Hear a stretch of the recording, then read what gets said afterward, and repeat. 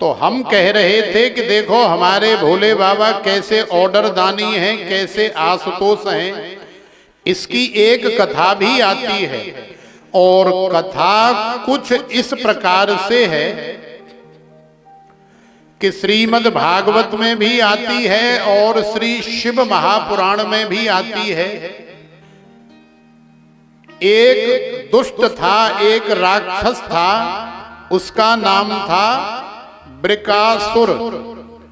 तो वृकासुर ने सोचा कि मैं भी तपस्या करूं, मैं भी साधना करूं, मैं भी कठोर तपस्या करके और अपना मन चाहा वरदान प्राप्त करूं।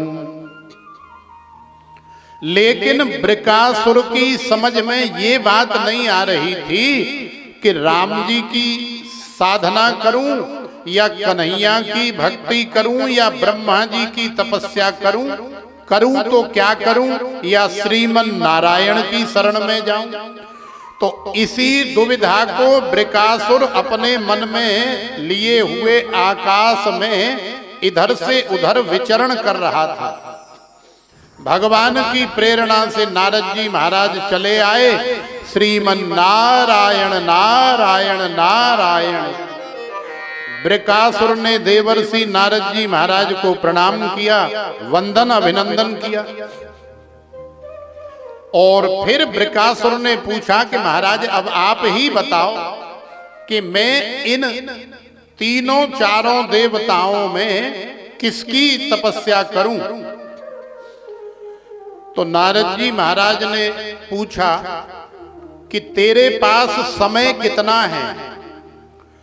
तो उस वृकासुर ने बताया कि महाराज समय तो कम से कम ही है, ज्यादा से ज्यादा नहीं है। तो नारद जी ने कहा कि बाबरे, यदि कम से कम समय है और दाम भी कम है, जेब भी हल्की है या खाली है, समय भी कम है और बढ़िया फल भी चाहिए, बढ़िया माल भी चाहिए, तो उसका तो केवल एक ही रास्ता है कि तू भगवान शंकर की तपस्या कर। और भगवान शंकर जो है आशुतोष हैं, अति शीघ्र प्रसन्न हो करके और मन चाहा वरदान देने वाले हैं। तो वृकासुर ने भोले बाबा की तपस्या करी। तो भोले बाबा के ऊपर, माने भोले बाबा का ये जो शिवलिंग होता है, ये जो भगवान शिव की ज्योति होती है, इस शिवलिंग की पिंडी के ऊपर ओम नमः शिवाय, ओम नमः शिवाय का जाप करते हुए वृकासुर अपने शरीर का एक एक अंग काट करके भोले बाबा को चढ़ाने लगा। भोले बाबा नहीं आए। वृकासुर ने हाथ भी काट के चढ़ा दिए, पैर भी काट करके चढ़ा दिए, जंघाओं का सारा मांस काट करके चढ़ा दिया कि देखो भोले बाबा, और तो मेरे पास कुछ है नहीं, लेकिन मैं अपना संपूर्ण शरीर ही आपके ऊपर चढ़ा रहा हूं।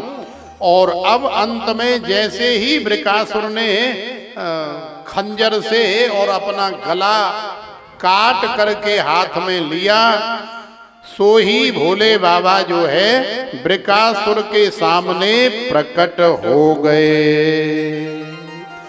बोलिए भोले बाबा की जय। भोले बाबा ने कहा कि बेटा, हम तुम्हारी तपस्या से और तुम्हारे हृदय के भाव से बड़े प्रसन्न हैं, क्योंकि ये सारा ब्रह्मांड, संसार, संसार की प्रत्येक वस्तु, संसार का प्रत्येक पदार्थ, धन वैभव, सब कुछ हमने ही तो बनाया है। तो यदि कोई हमारे ऊपर संसार की कोई चीज चढ़ाए तो वो तो हमारी है ही, क्योंकि हमने बनाई है। लेकिन महाराज, हमें तो केवल कोई भी भक्त ये कहे कि हे भोले बाबा मेरे पास मेरे अपने सिवा और कुछ नहीं है, बस मैं ये जीवन, ये तन, ये मन, ये शरीर आपके अर्पण कर रहा हूं या करना चाहता हूं, तो हमें अति प्रसन्नता होती है। तो देखो इस कथा से आपको ये याद रखना चाहिए। बेटा सार थोड़ी कम कर दो, ज्यादा तीख है।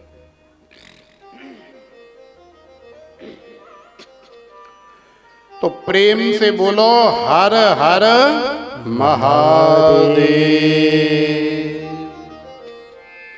तो इस कथा से हमें ये शिक्षा लेनी चाहिए कि भगवान को क्या हमसे रुपए पैसे चाहिए? नहीं चाहिए।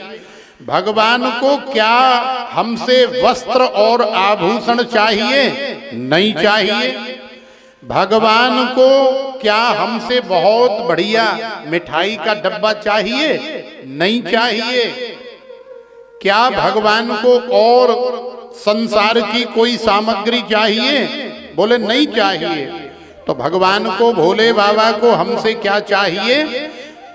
पत्रम पुष्पम फलम तोयम यो मे भक्त्या प्रयच्छति तदहम भक्त्युपहृत मश्नामि प्रियतात्मनः। हे मेरे प्रिय आत्मन, हे मेरे भक्त, मुझे तुझसे केवल तेरा तन और मन ही चाहिए। और यदि श्रद्धा भाव भक्ति से युक्त होकर के तू मेरे ऊपर एक पत्ता भी कहीं से तोड़ करके चढ़ा देगा तो मैं उससे ही प्रसन्न हो जाता हूं। तू श्रद्धा और भाव से युक्त होकर के यदि एक पुष्प कहीं से भी ला करके मेरे ऊपर चढ़ा देगा तो मैं इतने मात्र से ही प्रसन्न हो जाता हूं। यदि तेरे पास पत्ता भी नहीं है, फूल भी नहीं है, तो भैया तेरे पास कम से कम जल तो है। तो हमारे भोले बाबा तो भैया जल से ही प्रसन्न हो जाते हैं। बताओ और कोई देवता जल स्वीकार करता है? मान लो कि हमारे राम जी सीता मैया के साथ बन ठन करके खड़े हुए हैं, सुंदर दिव्य झांकी हो रही है और तुम जल का लोटा भर करके ले जाओ और आधा राम जी की चांद पे और आधा सीता मैया की चांद पे चढ़ा दो, तो क्या राम जी और सीता जी आपसे खुश होंगे, प्रसन्न होंगे? नहीं, नाराज और हो जाएंगे। सीता जी कहेंगी कि देखो 1 घंटा लगाया था आज हमने सजने धजने में, सुंदर बन करके यहाँ दर्शन देने के लिए, और इस मूर्ख ने आकर के सब हिसाब किताब बराबर कर दिया। या कन्हैया हमारे कहीं राधा रानी के साथ खड़े हों सुंदर झांकी बना करके, तो क्या आप वहां जाकर के जल चढ़ाओगे उनके सिर के ऊपर या कहीं भी? नहीं। तो हमारे भोले बाबा तो तोयम माने जल भी चढ़ा दोगे तो जल से भी प्रसन्न हो जाते हैं। कहीं से फल मिल जाए तो महाराज फल चढ़ा दिया तो फल से ही प्रसन्न हो जाते हैं। तो आज भोले बाबा वृकासुर से प्रसन्न हो गए, बोले बेटा वरदान मांगो। वृकासुर ने भोले बाबा को देख करके कहा कि बाबा मुझे ऐसा वरदान दे दो कि मैं जिसके सिर के ऊपर हाथ रखूं वो जल करके भस्म हो जाए, बस वहीं से उस वृकासुर का नाम जो है भस्मासुर हो गया। और भस्मासुर दुष्टों का स्वभाव तो आप जानते ही। अब भोले बाबा तथा अस्तु कह करके 2 बात कर ही रहे थे उससे, इतनी देर में भगवती गौरा मैया भी आ गई। कहीं गई हुई थी कुटिया में, तो बाहर निकल करके आ गई।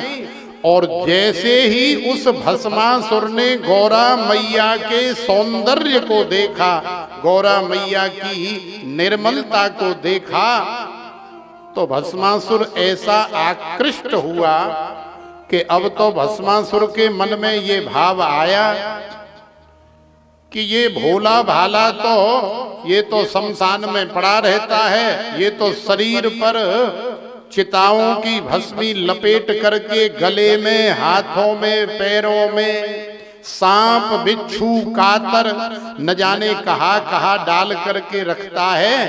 तो इसके पास इतनी सुंदरी देवी का क्या काम है? ये सुंदरी देवी तो महाराज हमारे पास होनी चाहिए, लेकिन ऐसे कैसे हो जाएगी?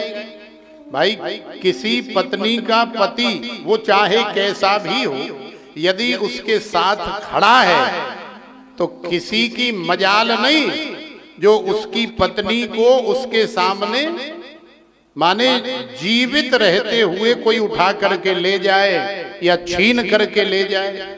तो भस्मासुर के मन में आया कि न रहेगा बांस और न बजेगी बांसुरी, अब वरदान तो हमें मिल ही गया है, तो क्यों ना हम ऐसा करें कि वरदान का परीक्षण भी हो जाएगा कि वास्तव में ये सही है या गलत है। तो ये भोले बाबा की चांद के ऊपर ही हाथ रख के देख लेते सो ये जल करके भस्म हो जाएगा और गौरा मैया को लेकर के हम रफू चक्कर 9-2-11 हो जाएंगे। अब तो भोले बाबा उसके मन की जान गए और जान करके भोले बाबा ने लगाई दौड़। क्यों? क्योंकि यदि सिर पे हाथ रखवाएंगे तो भोले बाबा ने वरदान दे दिया, फिर वरदान की लाज रखनी पड़ेगी, फिर भोले बाबा को जलना भी पड़ेगा, और यदि नहीं जलते हैं तो फिर वरदान बेकार चला जाएगा। फिर भोले बाबा की तपस्या आगे दुनिया में महाराज कौन करेगा? भोले बाबा का वचन झूठा कैसे साबित हो सकता है? इसलिए भोले बाबा आगे आगे और भस्मासुर पीछे पीछे, दोनों दौड़ते हुए चले जा रहे हैं। श्रीमद् भागवत में भी ये प्रसंग आता है और वहां इस प्रकार से कहा गया है कि दौड़ते दौड़ते भोले बाबा ने कन्हैया से प्रार्थना करी कि हे नंद के लाला, तुम तो बड़े छलिया हो, बड़े बड़े छलने वालों को भी छलते हो, तो महाराज आओ और इस समय हमारी रक्षा करो। तो हमारे कन्हैया फिर मोहिनी भगवान का रूप धारण करके आए और फिर उस मोहिनी भगवान ने भस्मासुर को मोहित किया और ऐसा मोहित किया कि नित्य कराते कराते कराते कराते उसी का हाथ उसी के सिर पर रखवा दिया। सो ही भस्मासुर जल करके राख हो गया। तो प्रेम से बोलो हर हर महादेव। और भी कई ग्रंथों में ये भस्मासुर की कथा आती है। कई जगह आया है कि भोले बाबा ने श्रीमन नारायण का ध्यान किया तो भगवान श्रीमन नारायण एक ब्रह्मचारी का वेश धारण करके आए और उस ब्रह्मचारी ने कहा कि अरे भैया, तू क्यों पागल हो गया है, क्यों शुदाई हो गया है? और तेनू की पता ये भोला बाबा ये तो भांग धतूरा खा करके और अपनी मस्ती में मस्त रहता है। इसके सामने तो कोई भी चले जाओ महाराज, जो मांगोगे वही दे देता है, लेकिन इसके वरदान सत्य होते हैं या नहीं होते हैं इस बात की कोई गारंटी नहीं है। क्यों? क्योंकि ये हमेशा टन्न रहता है, ये भांग धतूरा खा करके मस्त रहता है। अब मान लो कोई किसी से कह दे, कोई रास्ता चल रहा हो और कोई किसी से कह दे ओ पाजी तुहाडा कान कौआ लेके भाग गया, तो आप पहले अपना कान देखोगे कि है कि नहीं, या फिर कहते ही और कौए के पीछे दौड़ना शुरू कर दोगे कि भैया कहाँ मेरे कान को लेकर के जा रहा है? तो ब्रह्मचारी ने कहा कि ये तो बिल्कुल वैसी ही बात हो गई है कि तुमसे किसी ने कह दिया है कि भोले बाबा जो बोलते हैं वो सत्य होता है, लेकिन हमें तो ऐसा लगता नहीं है, इसलिए महाराज दौड़ने का कोई फायदा नहीं है। थोड़ा सा परीक्षण करना आवश्यक है। तो भस्मासुर ने कहा कि ऐसे कैसे परीक्षण होगा, लाओ तुम्हारी चांद के ऊपर ही धर के देख लेते हैं। तो ब्रह्मचारी ने कहा कि बाबरे, मैं तो अभी छोटा सा बालक हूं, तो मुझे तो जरा सा भी सेक लगेगा, गर्मी लगेगी, ताप लगेगा तो हो सकता है मेरा कोई नुकसान हो जाए, लेकिन तू तो महाबली है। तू एक काम कर कि तू अपने सिर पर एकदम से हाथ मत रखना, थोड़ा सा ऊंचा रखना ऐसे, और यदि गरम गरम हीटर की तरह तुझे लगे कि हाँ कुछ गरम गरम लग रहा है, तो समझ लेना कि वरदान सत्य है, और फिर तो भोले बाबा को पकड़वाने में हम भी तुम्हारा सहयोग करेंगे और हम भी तुम्हारे साथ साथ दौड़ लगा के भोले बाबा को पकड़ करके जलवाएंगे, भस्म करवाएंगे। और यदि हाथ ऊपर ले जाने के बाद गरम गरम गरम गरम नहीं लग रहा है तो समझ लेना कि ये वरदान बेकार है। तो भस्मासुर ने सोचा कि यार कह तो सही रहा, मैं कौन सा सिर में टच कर रहा हूं। भाई बिजली का करंट कब लगता है? जब बिजली के नंगे तार से हमारे शरीर का स्पर्श होता है। यदि इतनी भी दूरी रहेगी तो करंट नहीं लगेगा, माने जरा सी सुई की नोक के बराबर भी दूरी बनी रही तो करंट नहीं लगेगा, और जैसे ही स्पर्श हो गया तो झटका जोर का लगेगा। तो भस्मासुर ने सोचा कि एक आध फिट ऊपर से देख लेता हूं, चेक करके। तो भस्मासुर ने अपना हाथ जैसे ही एक फिट ऊपर सिर में किया, सो ही ब्रह्मचारी बने विष्णु भगवान पीछे से आए और अपना हाथ ऐसे उसके हाथ के ऊपर रखे और ऐसे करवा दिया। जैसे ही स्पर्श हुआ महाराज, सो ही भस्मासुर जल करके भस्म हो गया। बोलिए भोले बाबा की जय। और शिव पुराण में यही कथा तीसरे प्रकार से आती है कि जब मैया पार्वती को, गौरा मैया को पता लगा कि हमारे बाबा अपने ही दिए हुए वरदान के चक्कर में भागते फिर रहे हैं, तो अब हमारा भी कर्तव्य है, क्योंकि पत्नी वही है जो अपने पति को पतन होने से या पतित होने से या नरक जाने से या अधोगति में जाने से बचाए या बचा ले, वही वास्तव में पत्नी कहलाती है।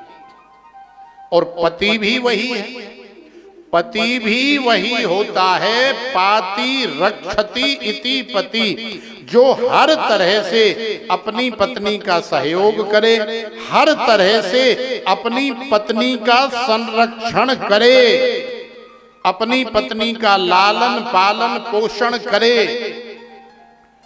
उसके मन की जो मर्यादित कामनाएं हैं।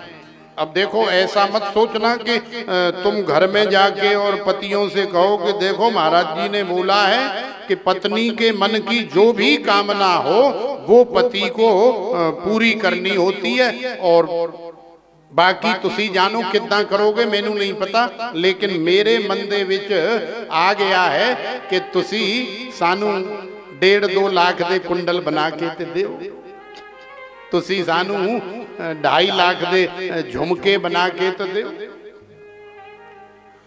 तो देखो, कामना भी अपनी औकात हैसियत के अंदर ही होनी चाहिए। इसी को कहते मर्यादित कामना। हमें पता है कि हमारा पति कितना कमाता है, हमें पता है कि हमारे घर की क्या स्थिति है, हमें पता है कि हमारे पति के पास या हमारे पास कितना धन है, तो फिर हमारा भी दायित्व है कि हम उसी के अनुसार अपने मन में अपने पति से कामना करें। तो उस मर्यादित कामना की पूर्ति करना पति का धर्म है, और पति को हर तरह से कहीं मुस्कुराते हुए देख लो तो फौरन पूछो, हाँ जी तुसी साढ़े सामने ते बंदर वर्गे बन के बैठे रहते हो। ते आज मैं देखा तुसी रस्ता चल दे कितना मीठी मीठी स्माइल पास कर दे। कौन है वो बताओ। तो पत्नी का ये फर्ज है कि अपने पति के ऊपर इतना नियंत्रण रखे कि कहीं पति यदि पटरी से थोड़ा बहुत इधर उधर दिखाई दे रहा है तो घर में अकेले में आप उससे सवाल जवाब कर सकती हो। लेकिन कई पत्नियां सोच लेती हैं कि वो भाड़ में जान दो, चूल्हे में निकलने दो, जो कर रहे हैं सो ठीक है, मेनू वधिया वधिया मिल रहा है, कोई गल नहीं। तो ऐसी सोच के कारण कई बार हमारा पति पटरी से उतर जाता है, लाइन से इधर उधर हो जाता है। तो आज गौरा मैया ने जब देखा कि उनके पति को उनकी आवश्यकता है तो गौरा मैया दौड़ करके गई और गौरा मैया ने बड़ा सुंदर रूप धारण किया और सुंदर रूप धारण करके भस्मासुर के सामने प्रकट हो गई। गौरा मैया को देख करके भस्मासुर वहीं रुक गया और भस्मासुर ने पूछा, अरे गौरा, अरे तुझे पाने के लिए ही तो हम इतनी मेहनत इतना प्रयास कर रहे हैं, दौड़ लगा रहे हैं और तुम हमारे सामने यहाँ आ गई। तो गौरा मैया ने कहा कि हाँ देखो भस्मासुर जी, मैं भी चाहती हूं कि तुम मुझे अपने साथ ले जाओ, क्योंकि मैं भी इस बाबा से न बड़ी भारी तंग आ गई हूं। अब देखो ना, ये शमशान में रहते हैं, भस्मी लगाते हैं, इनके खाने का पीने का कोई ठिकाना नहीं, मेरे साथ कभी समय नहीं व्यतीत करते, तो मैं भी इनसे पीछा छुड़ाना चाहती हूँ। इनके अंदर और भी हजारों अवगुण हैं, लेकिन महाराज एक सद्गुण हमारे भोले बाबा में ऐसा है कि उसी सद्गुण को देख करके मैं न चाहते हुए भी इनके साथ में बंधी हुई हूं। ऐसा कौन सा सद्गुण है देवी जो हमारे अंदर नहीं है? तो गौरा मैया ने कहा कि हमारे भोले बाबा जब नृत्य करते हैं, हमारे भोले बाबा जब तांडव करते हैं, हमारे भोले बाबा जब नाचते हैं, तो ऐसा नाच एक पैर के पंजे पर खड़े होकर के दूसरा पैर ऐसे उठा करके और अनेकों प्रकार की मुद्राएं बना करके जब भोले बाबा तांडव नृत्य करते हैं, तो ऐसा तांडव तो महाराज न ब्रह्मा ने कभी किया, न विष्णु भगवान ने कभी किया, न राम जी ने किया और न हमारे कन्हैया ने किया। बस जब मैं इनका वो तांडव नृत्य देखती हूं तो बस उसी को देख करके मैं न चाहते हुए भी इनसे बंधी रहती हूं। तो भस्मासुर ने कहा कि फिर आप क्या चाहती हो? तो गौरा मैया ने कहा कि देखो भस्मासुर जी, मैं ये चाहती हूं कि यदि ये तांडव नृत्य वाला गुण यदि आपके अंदर हो तो निश्चित ही मैं तुम्हारे संग अभी इसी समय चलने के लिए तैयार हूं। तो भस्मासुर ने कहा कि देखो गौरा जी, तुम जैसे जैसे कहोगी हम वैसे वैसे तुमको नाच करके नृत्य करके दिखा देंगे। तो गौरा मैया ने कहा फिर तो ठीक है, हमें तुम्हारी शर्त मंजूर है। तो गौरा मैया ने नृत्य करना प्रारंभ किया और धीरे धीरे वही भगवान भोले बाबा के तांडव नृत्य वाली सारी मुद्राएं बनाना प्रारंभ किया। मुद्राएं बनाते बनाते बनाते बनाते गौरा मैया अपना हाथ अपने सिर के ऊपर इस तरह से ले गई और भस्मासुर ये भूल गया था गौरा मैया की आंखों में आंखें डालते हुए और उनके रूप में आकृष्ट होते हुए ये भूल गया था कि मुझे तो वरदान है कि यदि मेरा हाथ सिर में स्पर्श हुआ तो जल करके भस्म हो जाऊंगा। तो जैसे जैसे गौरा मैया ने किया वैसे भस्मासुर ने किया और सो ही भस्मासुर जल करके भस्म हो गया। बोलिए श्री शिव शंकर भगवान की जय। जय जय श्री राधे। हर हर महादेव।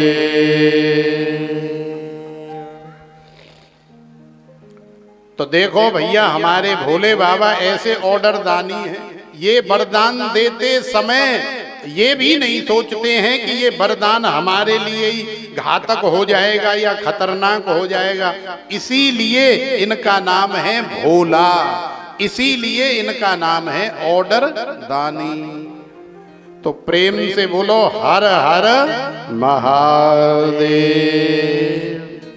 तो आइए अब एक सुंदर सा भाव और फिर आगे आनंद लेंगे।